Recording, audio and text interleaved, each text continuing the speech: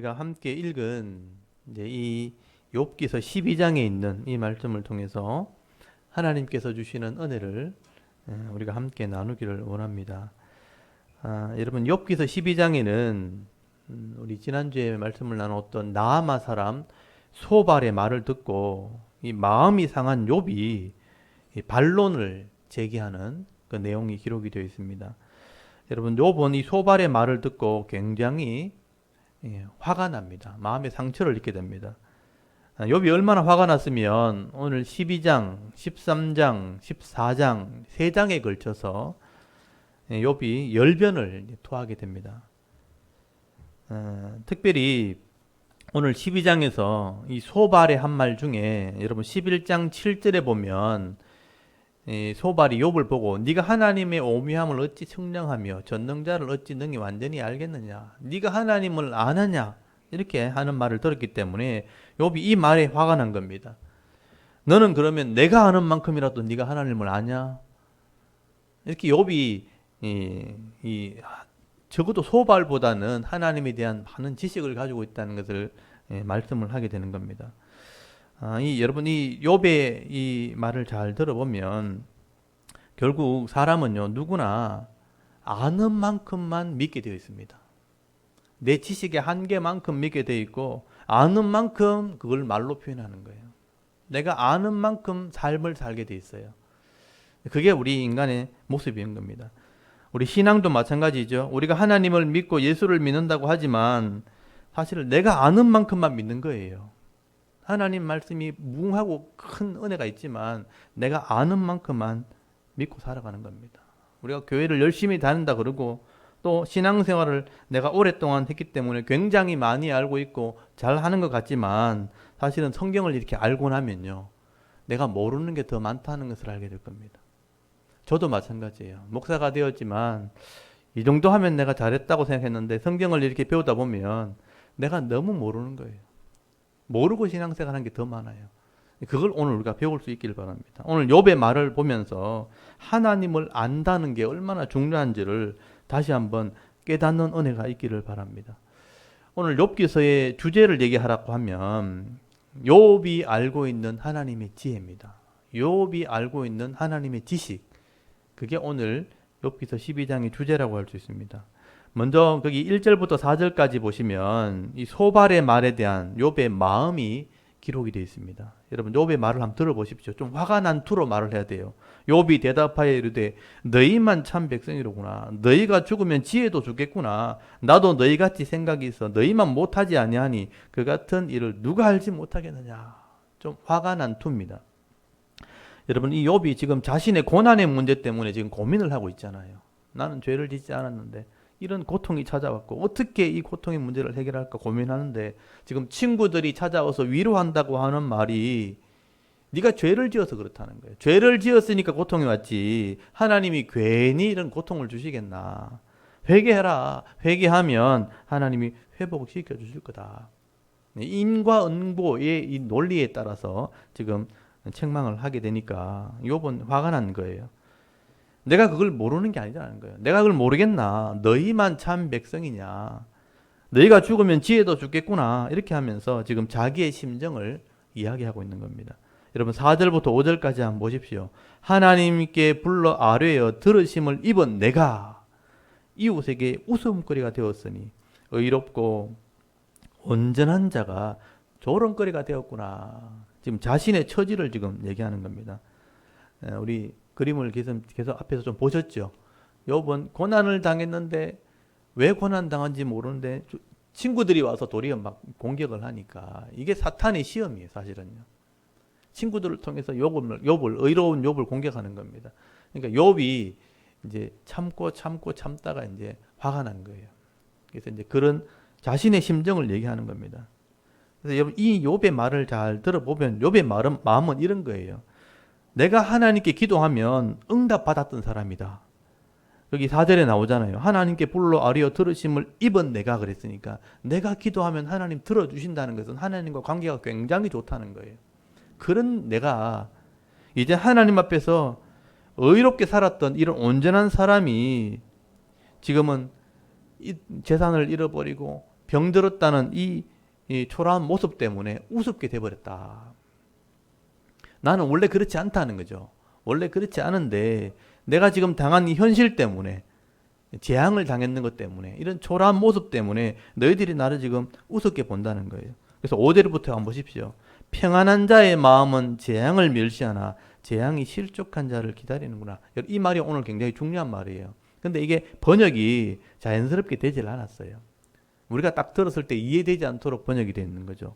여기 평안한 자라는 것은 뭐냐면 고통을 당해보지 않은 사람, 어려움을 당해보지 않은 사람이에요.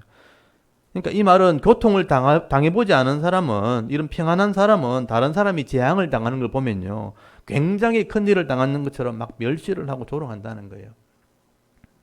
그러나 이 재앙을 당한 이 욥의 입장에서는요, 이 재앙은 실족한 자를 기다리는 것 뿐이다. 이제 이 말이 좀 어렵게 번역이 됐어요. 여기 5절 끝에 보십시오. 재앙이 실족한 자를 기다리는구나. 이게 무슨 말인지 잘 모르겠죠.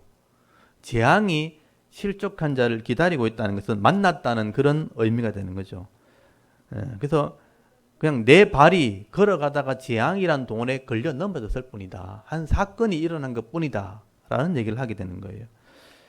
그래서 여기서 중요한 것은 욥이 이렇게 내가 실족하고 사람에게 조롱거리가 된 것은 내 죄 때문에 그런 일이 벌어진 게 아니고 하나님의 다스림 안에 있는 한 사건이다. 그 얘기를 하게 되는 것입니다. 그래서 욥은 내가 이렇게 실족하게 된 것도 하나님의 다스리심이고 하나님의 섭리라면, 하나님께서 이렇게 나를 인도하시는 섭리인데 너희들이 나를 보면서 비난하고 조롱하는 것은 옳지 않다. 그 얘기를 하게 되는 거죠. 그래서 오늘 12장 6절에서부터 단락이 이렇게 7절부터 단락이 나눠졌지만 사실 연결된 거죠. 7절부터 25절까지 마지막 절까지는 의인이나 악인이나 모든 삶을 다 주관하시는 분이 하나님이라는 거예요. 하나님이 이 땅을 다양하고 복잡하게 이 땅을 다스리고 있다는 것을 논증을 하게 되는 거예요. 그러니까 하나님에 대한 지식이에요. 길게 논증을 하는 것을 보게 됩니다. 그래서 이 욥의 생각은 뭐냐면 하나님께서 우리가 이해하지 못하는 그런 일들도 다 다스리고 있다는 거예요. 그걸 먼저 이해하는 게 중요하다. 그래서 6절부터 한번 보십시오. 강도의 장막은 형통하고 하나님을 진노하는 자는 평안하니 하나님이 그의 손에 후히 주심이라. 이해되지 않는 일이 벌어지고 있다는 얘기죠. 우리가 살아가는 이 세상은 우리가 생각하는 것보다 훨씬 복잡하다는 거예요. 단순하지 않다는 거죠. 그래서 이해할 수 없는 일이 벌어지는데 이 강도는 나쁜 사람이죠. 사람들을 강탈해가는 사람들, 그리고 하나님의 진노를 일으키는 사람들, 하나님을 진노하게 하는 사람들, 어떻게 보면 지금 욥의 재산을 다 빼앗겼잖아요.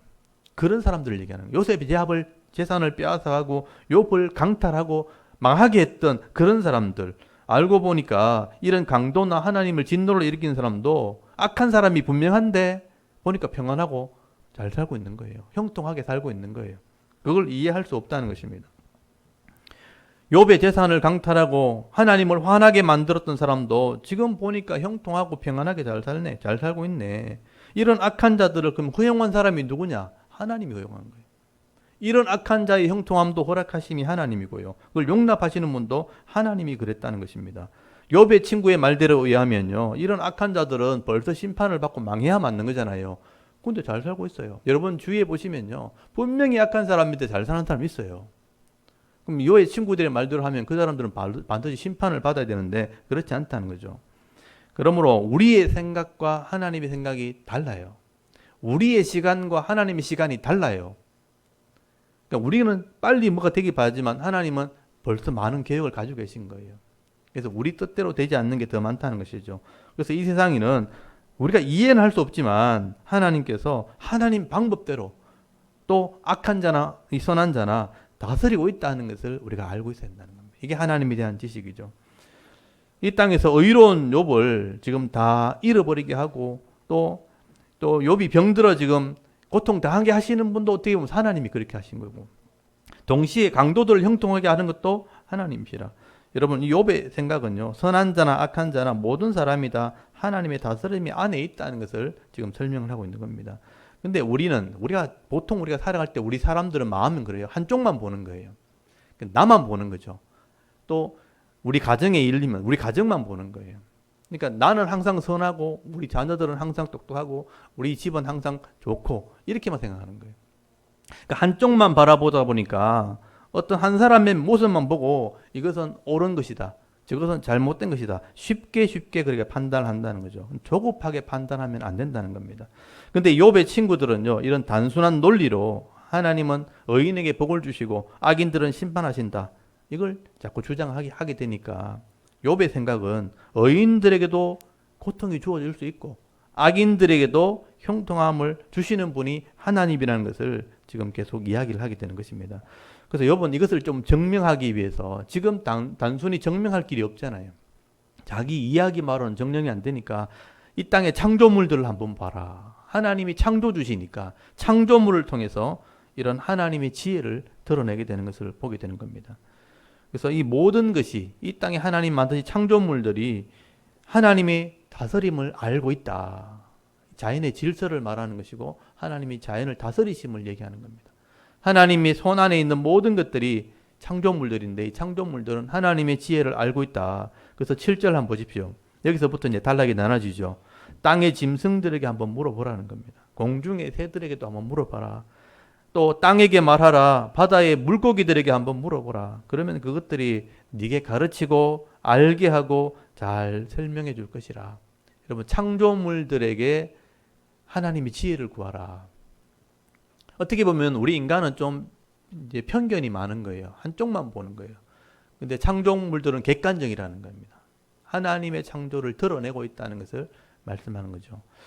여러분, 예수님께서도 그렇게 한 적 있죠. 너희는 너희 먹을 것, 입을 것, 마실 것만 구하는구나. 그러시면서 예수님 뭐라 그러신지 아세요? 공중에 뭐를 보라 그래요? 새를 한번 봐라. 하나님이 기르시지 않는데 사람들이 우리에게 양식을 주고 사람들이 이렇게 관심을 가지지 않는데 하나님이 다 주관하시지 않느냐. 들판에 있는 꽃들, 백합화를 한번 보라. 하나님이 입히신다. 하나님이 자연들을 섭리하고 있다는 것을 이야기하는 것을 보게 되는 것입니다.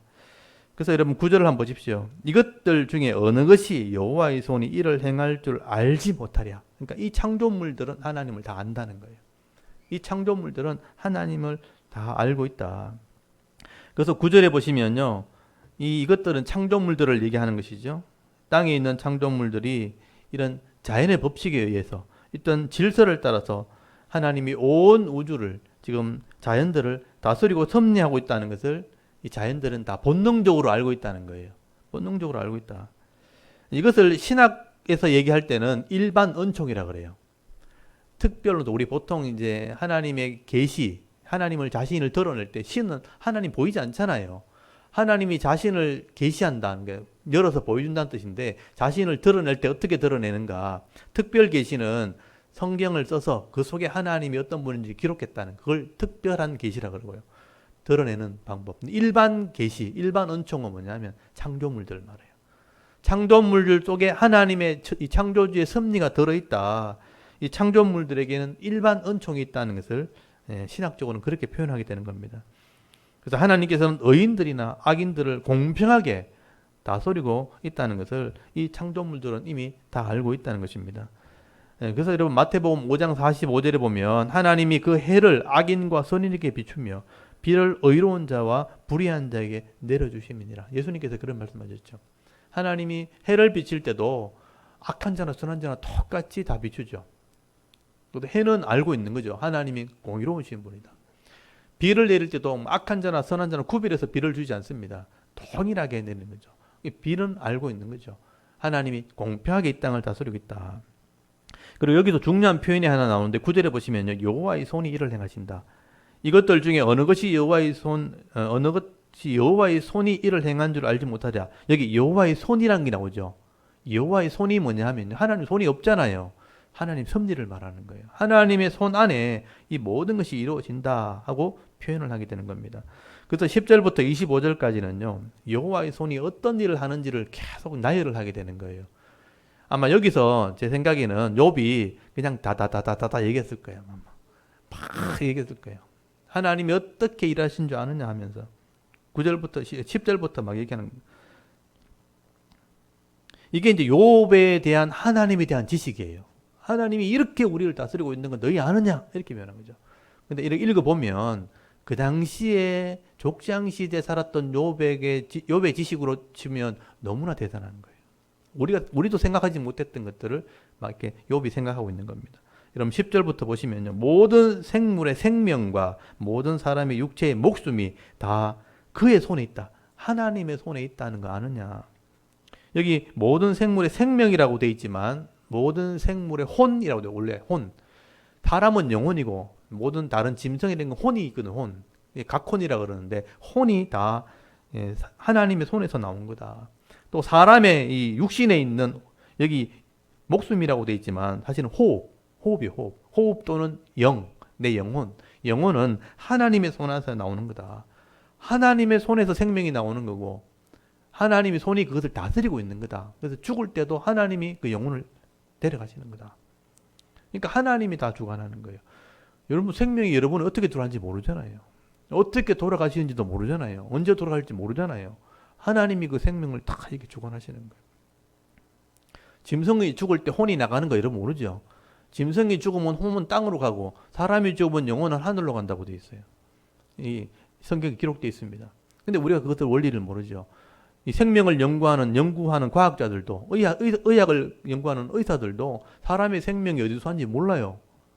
아무리 세포는 살아있는데 이 생명이 어디서 왔는지 모르니까 생명을 만들어낼 수가 없는 거예요. 사람은 생명을 만들어낼 수 없습니다. 그래서 반드시 생명이 생명을 만들어냅니다. 하나님의 생명, 살아있는 남자와 살아있는 여자가 다른 생명을 또 만들어내잖아요. 또 나무도 그렇고 짐승도 그렇고 살아있는 생명이 다른 생명을 만들어내지 죽은 데서는 아무 생명도 나오지 않습니다. 생명을 있게 하신 분도 하나님이고 생명을 다스리신 분도 하나님의 손에 있다. 이 욥이 얘기하는 거예요. 11절에 보시면요. 사람이 이렇게 천지 만물 다스리는 것이 하나님의 지혜와 하나님의 이 지식이라는 것을 알면 좋겠는데 이걸 알기가 쉽지 않죠. 분간하기 쉽지 않다는 거예요. 11절 보시면요. 입이 음식의 맛을 구별하는 같이 귀가 말을 분간하지 아니하느냐. 늙은 자에게 지혜가 있고 장수하는 자에게 명철이 있느니라. 여러분 입이 단맛, 쓴맛 구별하는 것처럼 만물을 통해서 들을 귀가 있는 사람을 말하는 거예요. 만물을 통해서 창조주의 지식을 들을 귀가 있는 사람들은 하나님이 이 땅을 다스리고 있다는 것을 분간하고 알아듣겠지만 근데 그런 사람이 많지 않죠. 쉽지 않다는 거죠. 그래서 욥의 생각에는 늙은 자가 되어야 나이가 들어야 이걸 좀 이해할 수 있고 오래 살아봐야 명철이라는 것도 얻을 수 있는 거다. 여러분 이 지혜라는 건 뭐냐면 분별력이에요. 분별하는 거. 통찰력이라는 게 뭐냐면 이 명철이라는 게 뭐냐면 통찰력 전체를 이해하는 거. 그러니까 지혜는 이렇게 삶을 구분하는 거고 명철이라는 것은 저 멀리 있는 것까지 다 이해하는 거. 그러니까 통찰력. 이걸 이해력이라고 표현할 수도 있어요. 그래서 지혜로운 사람들은 빨리빨리 이렇게 뭘 하고요. 명철이 있는 사람들은 계산을 멀리까지 한다는 그런 개념이에요. 이렇게 넓게 세상을 볼 수 있는 눈이 있는 사람들이죠. 근데 이런 지혜나 이런 명철을 얻으려면 좀 오래 살고 경험도 많이 해야 그걸 좀 알 수 있는 거예요. 젊을 때는 이것도 분별이 안 돼가지고 이리 부딪히고 저리 부딪히고 이렇게 사고치고 저렇게 사고치고 막 살아가는 거예요. 제가 이렇게 나이가 들어가면서 보니까 그게 보이더라고요. 요때는 요렇게 살아가고 요쪽 나이 들면 또 요렇게 이렇게 살아가는 거예요. 그렇게 하지 마라 해도 안 돼요. 왜냐하면 그때 지식이 없으니까 그냥 그렇게 하는 거예요. 나이 들어 보니까 알겠더라고요. 아, 철 들면 좋아지겠지. 이런 말을 하는 어른들이 하는 말 이해가 되더라고요. 나이가 들어야 아는 거예요. 이래 해보고 이래 해도 안 되니까 결국은 하나님 뜻이 맞겠구나. 이게 지혜가 생기는 겁니다. 나이가 들어야 알 수 있고 또 나이가 들어서 명철함을 얻게 되는데 지금 욥의 친구들을 욥이 보니까 너희들은 멀었다는 거예요. 이제 그 얘기를 하는 거죠. 노인들이 돼야 나이가 들어야 알 수 있는데 너희들이 말하는 거 보니까 아직 멀었구나. 여러분 하나님께서는 이런 지혜와 명철로 모든 창조물들과 또 사람들과 또 나라들과 또 시간적인 개념 속에 인류의 역사를 하나님께서 다 주관하고 계시다는 것입니다. 근데 내가 살아가는 이 시대, 요것만, 내 인생, 난 요것만 생각하잖아요. 이것만 가지고 하나님을 다 알 수 없는 거예요. 그래서 우리가 시야를 좀 넓힐 필요가 있다는 거예요. 우리는 대구 살고 있고, 지금 대구에 무슨 동네에 이렇게 살고 있잖아요. 직장 다니고, 요거밖에 안 하잖아요. 그러니까 다른 세계가 어떤지 잘 몰라요. 그때 좀 넓은 시야가 필요한 거예요. 그래서 제가 이게 좀 넓은 마음이 좀 필요하다. 넓은 시야가 좀 필요하다. 하나님을 알려면 하나님의 창조물들 보는 눈이 좀 필요하다. 그래서 세상을 좀 다니라 그러잖아. 여행을 좀 하고 많이 다녀보면 야, 우리가 참 우물한 개구리구나. 대한민국에 갇혀가지고 대구에 갇혀가지고 요거밖에 못하고 사는구나. 세상이 얼마나 넓은데 이게 하나님이 다스리고 있는 건데. 그래서 제가 이제 다닐 수는 없으니까 이 구글이라는 프로그램이 있어요. 구글 어스라는 게 있어요. 지구를 보는 프로그램이에요. 제가 이제 방송실에 좀 부탁을 해놨는데 오늘 띄워놨네요. 이게 지구 밖에서 보면 이렇게 보여요. 이렇게 보면 그냥 동그란 공처럼 보이잖아요. 근데 가까이 가보면 이게 우리 지금 교회 위치를 볼 수가 있어요. 한번 볼 수 있어요. 대구, 여기, 잠깐만요. 여기 대한민국이죠. 대한민국의 대구를 찾으면 대구를 들어갈 수 있어요. 아니, 그냥 들어가 보시면 돼요. 마우스로 그냥. 대구 쳐도 괜찮아요. 예. 샤론길 치면 나와요.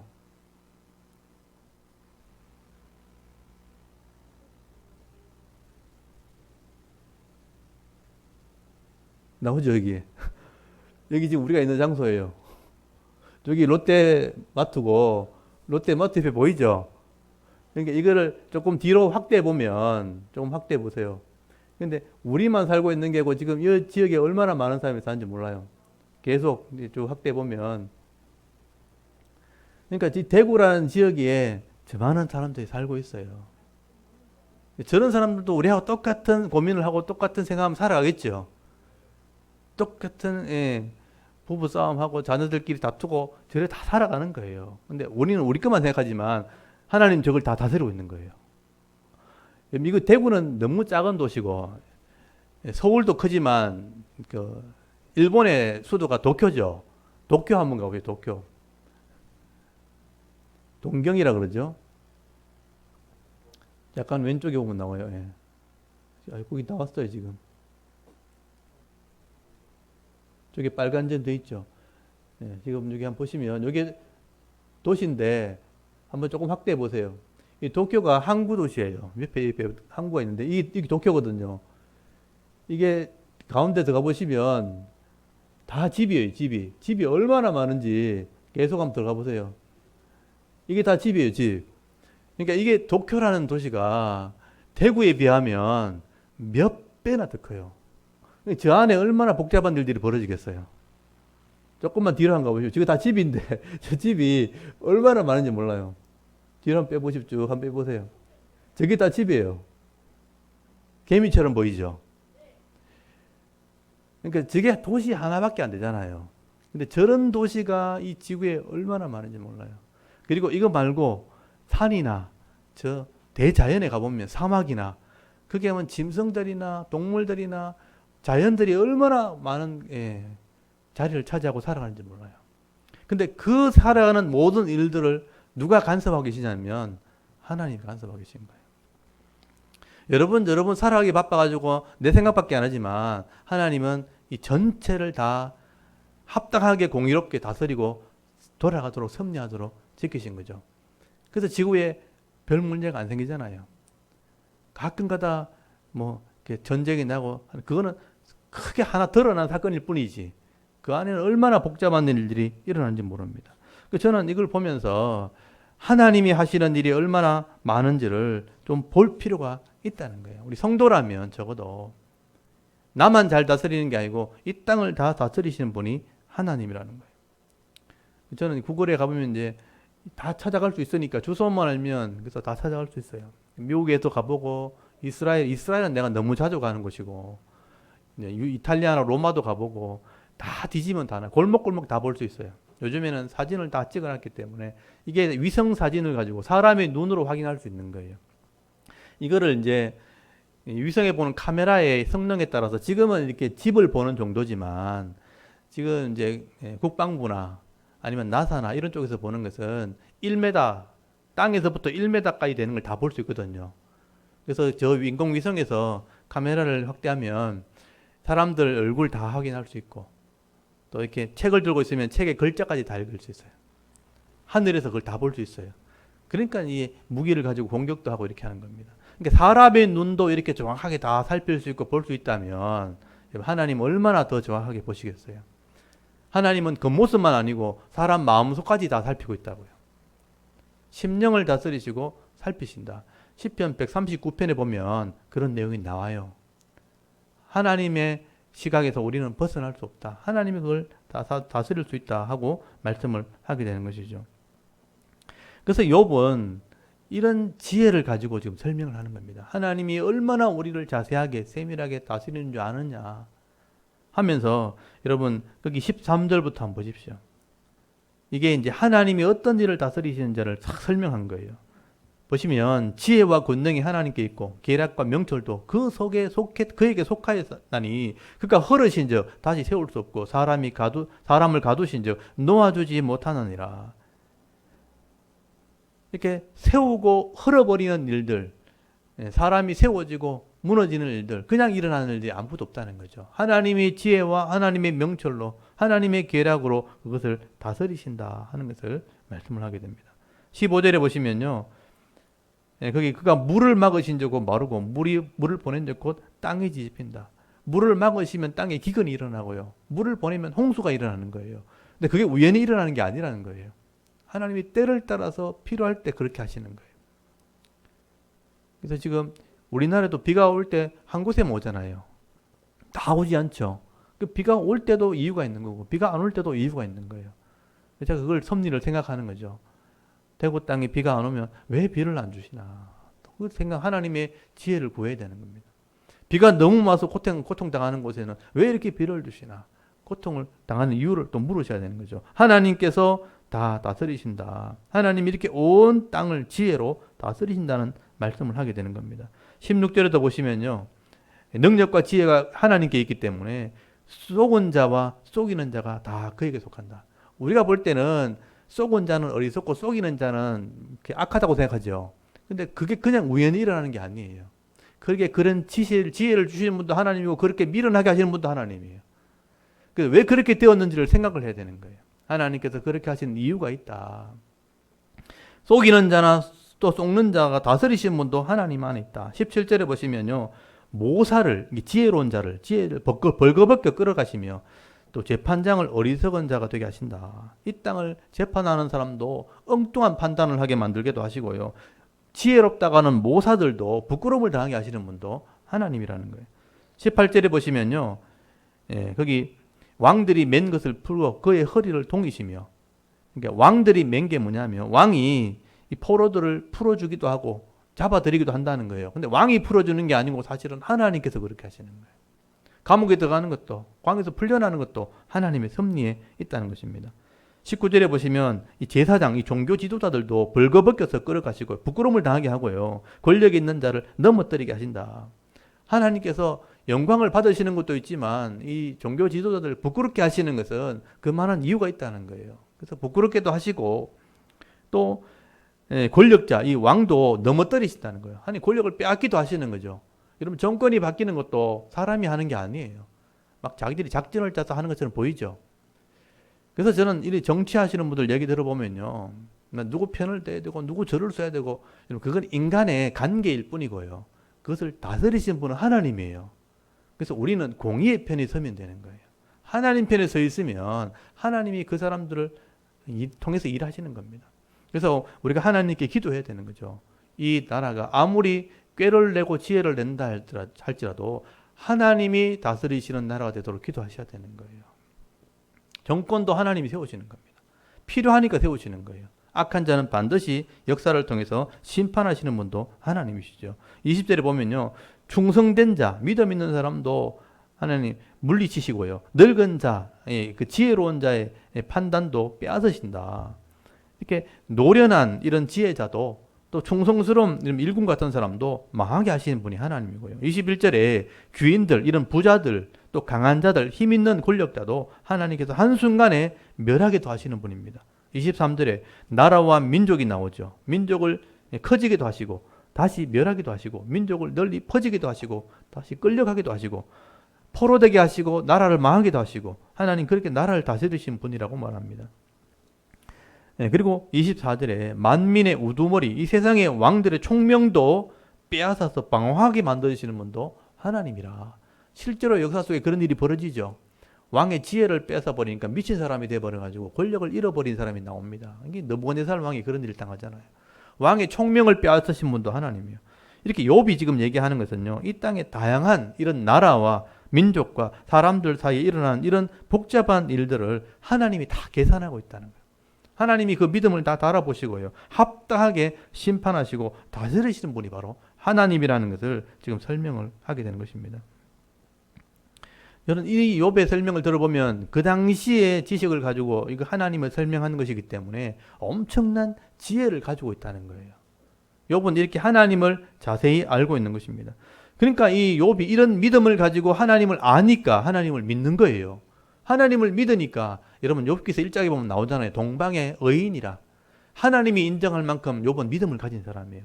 제가 초두에 그랬죠. 서두에 아는 만큼 믿는 거라고. 욥은 이렇게 하나님을 아니까 하나님을 믿는 거예요.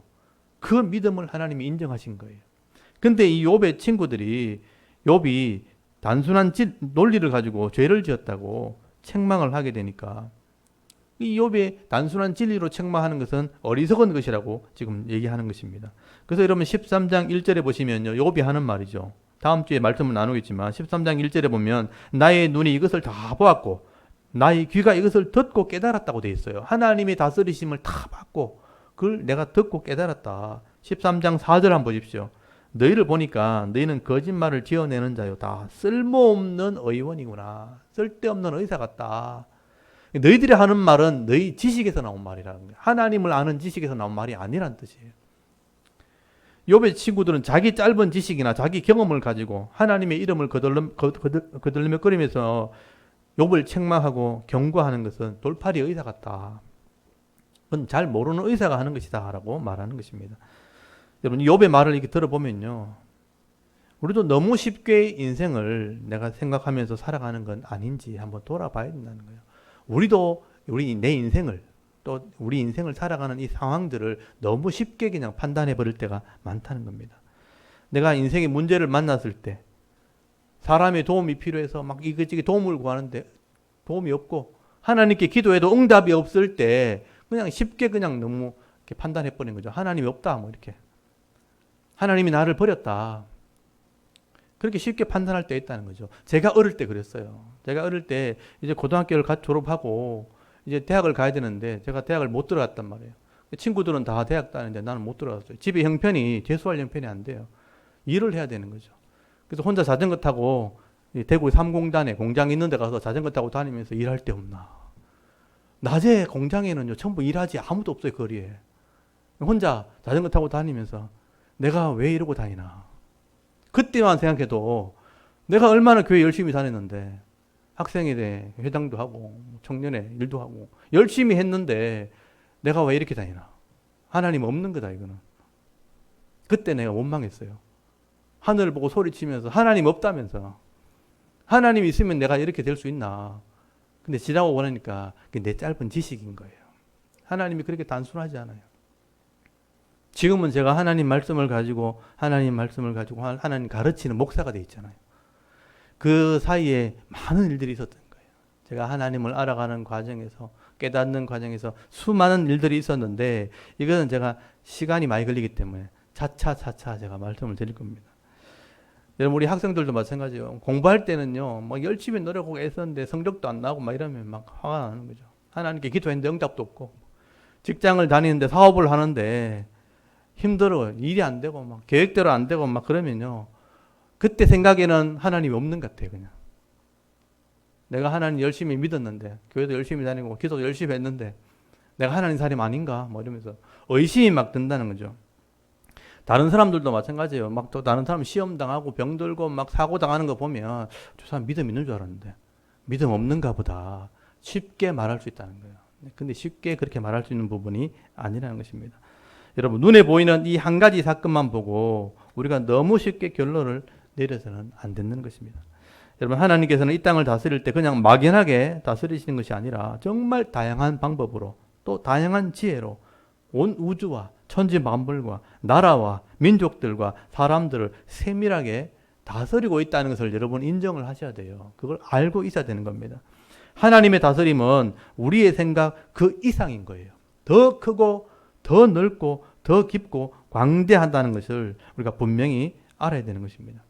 그래서 나중에 여러분 성경을 읽다 보면요, 이런 고민을 한 사람들이 성경을 써놓은 게 있어요.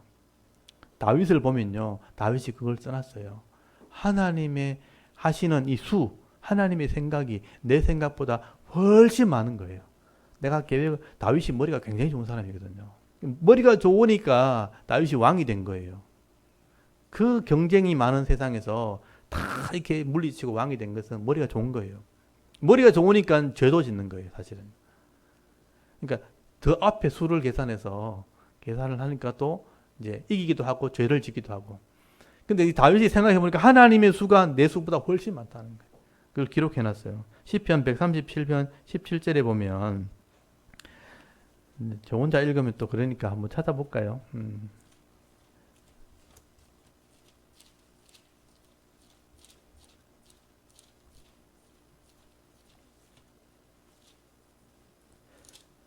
시편 139편 17절 18절. 이 139편이 하나님의 창조를 노래한 시예요. 하나님이 나의 모든 행위를 알고 내 혀의 말도 알고 내 생각도 다 안다고 그렇게 기록하거든요. 시편 139편 2절부터 보시면 내 생각도 아시고 내 행위도 아시고 내 혀의 말도 다 알고 계신다 해놓고 17절 18절을 우리 같이 한번 읽어볼까요? 시작. 하나님이여 주의 생각이 내게 어찌 그리 보배로우신지요. 그 수가 어찌 그리 많은지요. 내가 세려고 할지라도 그 수가 모래보다 많도소이다. 내가 깰 때에도 여전히 주와 함께 있나이다. 아멘. 여기 보시면 주의 생각이 내게 너무 귀하다는 거예요. 보석 같다는 거예요. 왜냐하면 하나님의 그 계산하는 수가 너무 많아가지고 내가 세어보니까 바다 모래보다 많다는 거예요. 그러니까 하나님은 나를 다스리는 방법이 너무너무 많은 거예요. 내가 일로 가면 이쪽으로 갈 계획을 세워놓고 일로 가면 이쪽으로 갈 계획을 세워놓은 거예요. 내가 가면 한 길밖에 없는 것 같죠. 근데 그렇지 않아요. 그러니까 제가 신앙생활 해보면 똑바로 가면 제일 좋아요. 근데 내가 똑바로 못 가잖아요. 그러니까 어거니로 빠진단 말이에요. 빠지면 그쪽에 갈 길이 또 녹수 굉장히 많아요. 또 일로 갔다가 절로 갔다가 결국 다시 돌아오는 거예요. 절로 가는 건 절에 갔단 말이 아니고 다른 데로 갔다는 뜻이에요. 일로 갔다가 이러고 계속 엉뚱하게 가다가 결국 돌아오는 거예요. 그러면 이때까지 갔는 건 헛수고잖아요. 원래대로 돌아왔으니까. 그러니까 시간을 허비하는 거죠. 인생에서 제일 어리석은 게 시간을 허비하는 거예요. 그러니까 20대 헤매가지고 40대 깨달으면요, 20년 날아가는 거예요. 그러니까 그때 돼가지고 내가 젊을 때 할 걸 이런 얘기 하는 거예요. 똑바로 할 걸. 그건 다시 돌아올 수 없잖아요. 그때부터 또 계획을 세워야 되는 건데. 그래서 이제 하나님의 수는 너무너무 복잡하기 때문에 다시 돌아오게 하는 건데, 인생이 어리석으면 이렇게 시간을 다 허비하게 되는 거죠. 그래서 저는 한 살에도 젊을 때 이 하나님의 지혜를 배워가지고 한 걸음이라도 똑바로 가는 사람은 그게 행복한 거예요. 딴 데 가서 시간을 허비하는 것보다 훨씬 나은 거예요.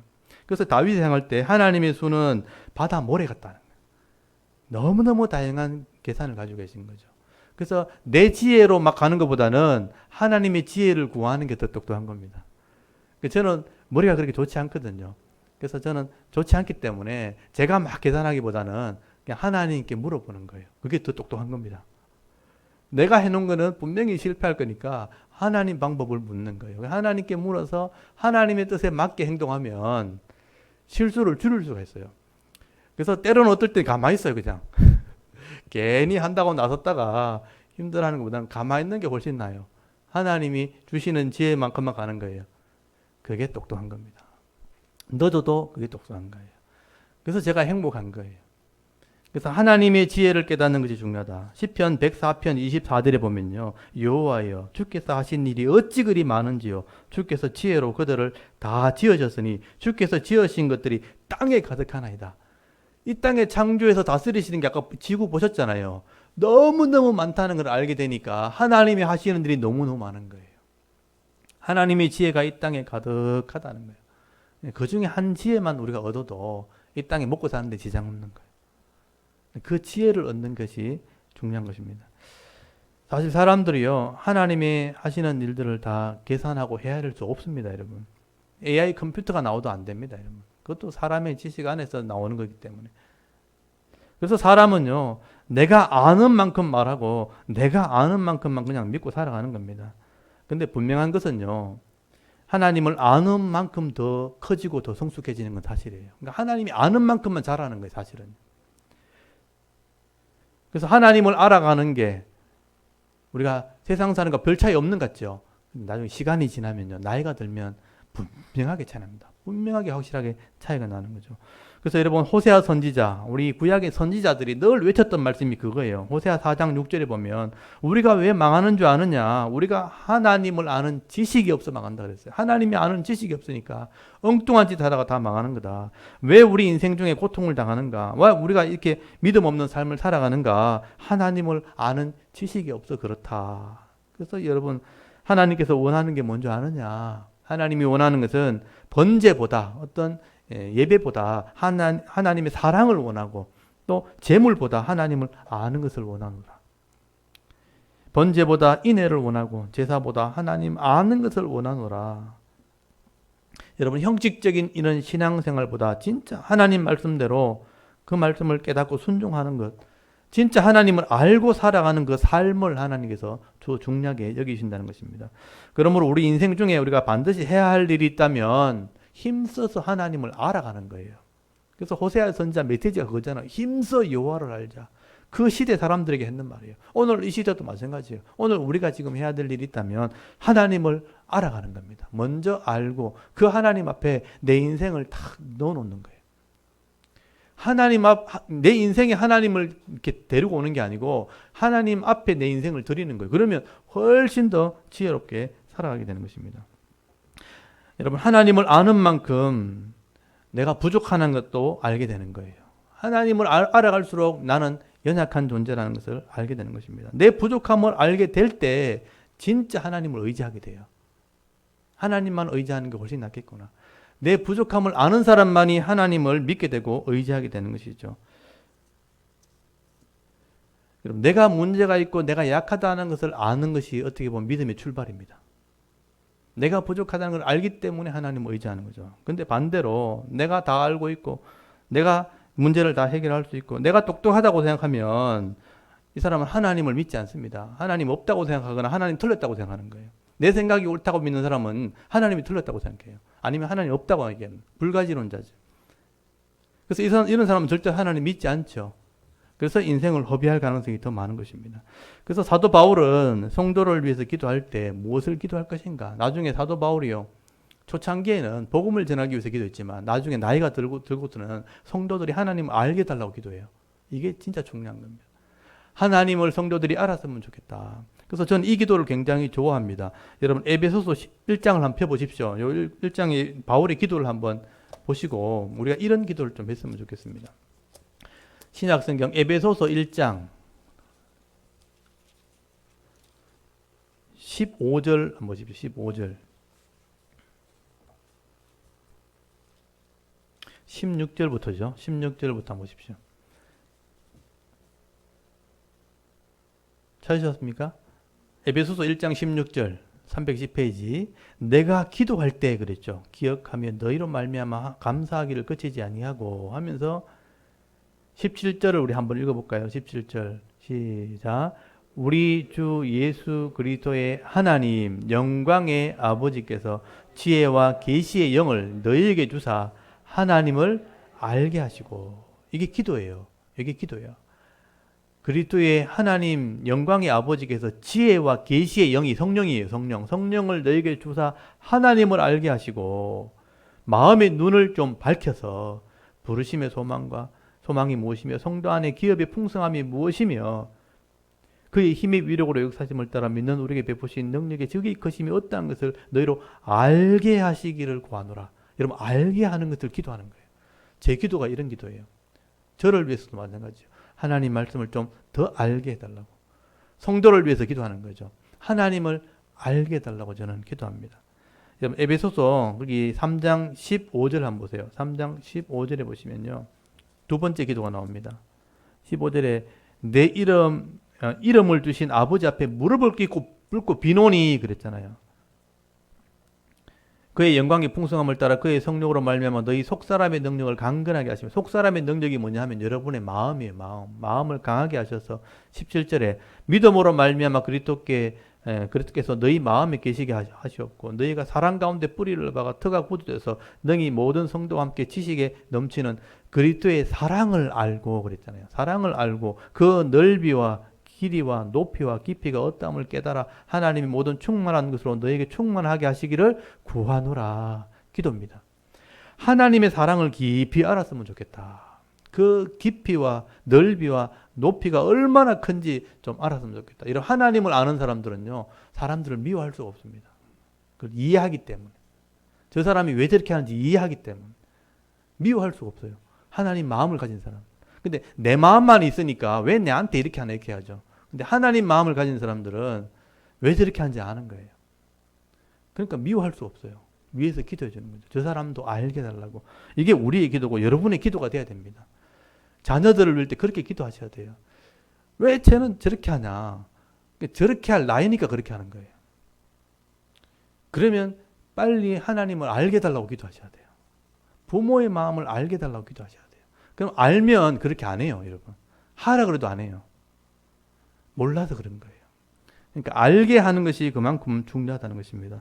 여러분이 바울이 하나님의 영을 부어서 하나님이 얼마나 큰지를 알게 해달라고, 예수 그리스도의 사랑이 얼마나 큰지를 알게 해달라고 기도하는 것을 보시면서 여러분의 기도가 되기를 바랍니다. 여러분, 하나님을 알 때 바른 믿음을 가지게 되고요. 바른 믿음이 있어야 바른 복도 우리가 이 땅에서 받아 누릴 수 있게 되어지는 것입니다. 오늘도 욥이 하나님을 알고 그 하나님의 지식으로 여러분에게 하나님을 소개하는 이 욥기서 12장 말씀을 이렇게 보시면서 여러분도 이 하나님의 지혜와 명철을 깨달으시고요. 또 앞으로 계속 말씀을 이렇게 읽으면서 같이 이 말씀을 깊이 깨달으셔서 세상 사람들이 누리지 못하는 이런 은혜와 복을 받아 누리면서 오늘도 믿음의 길을 우리가 끝까지 달려갈 수 있는 저와 여러분의 이런 영적인 삶의 모습이 되실 수 있기를 주의 이름으로 축원합니다. 아멘. 우리 잠깐 기도드리겠습니다. 하나님, 오늘도 우리 온 성도들이